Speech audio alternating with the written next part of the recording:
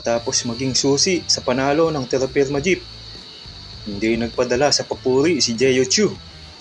Para sa batang sentro, hindi lang siya ang may kakayahang maghatid ng malaking laro dahil naniniwala siyang kayang mag-step up ng kanyang mga kakampi anumang oras. Unang panalo nga para sa Terrapirma Jeep, tinalo ang Titan Ultra sa pangunguna ng best player of the game na si Jeyo Chu with 19 points career high and 21 rebounds career high din. Habang tumatagal sa liga, ay lalong nagiging komportable sa paglalaro si Jeyo Chu. Ang kanyang kupunan ay masaya na kung makapagtala lang siya ng disenteng numero sa isang laro. Pero nung nakaraang gabi, ay higit pang inaasahan ng lahat ang kanyang ibinigay sa pagsisimula ng kampanya nila sa Governor's Cup. Isang puntos na lang ang kulang ni Jeyo Chu para maitala sana ang 2020 double-double. Nang pangunahan niya ang Terrapirma sa pagkapi sa importless na Titan Ultra.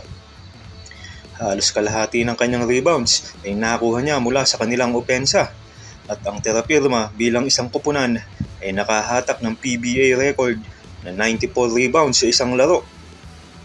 Sa performance na ito ni Jeyo Chu ngayon ay nagkaroon na tayo ng idea kung ano ang magagawa ng player na ito kung Philippine Cup na kaya ang competition mas lalong malakas ang kanyang magiging laro.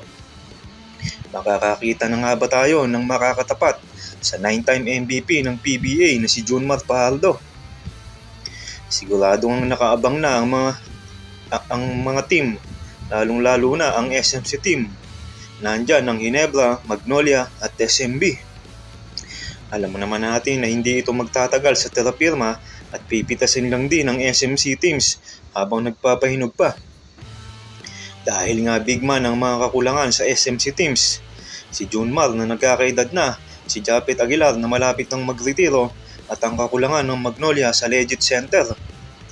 Kaya't sigurado tayo na kapag natapos ni Jeyo Chu ang rule sa PBA na dapat sa mother team muna maglaro ng 3 taon kung hindi ako nagkakamali. Matapos yon, pwede na siyang makuha ng anumang SMC teams. Sa ngayon, nakatutok muna siya para tulungan ng Terrapirma na manalo ng mas maraming mga laro sa PBA at mapalakas ang kampanya nito ngayong Governor's Cup. Kamusta mga idol? Sports Zone PH para sa sports news and update. Kung bago ka pa lamang dito sa channel ko, pindutin mo na ang subscribe button at notification bell para lagi kang update sa mga sports news.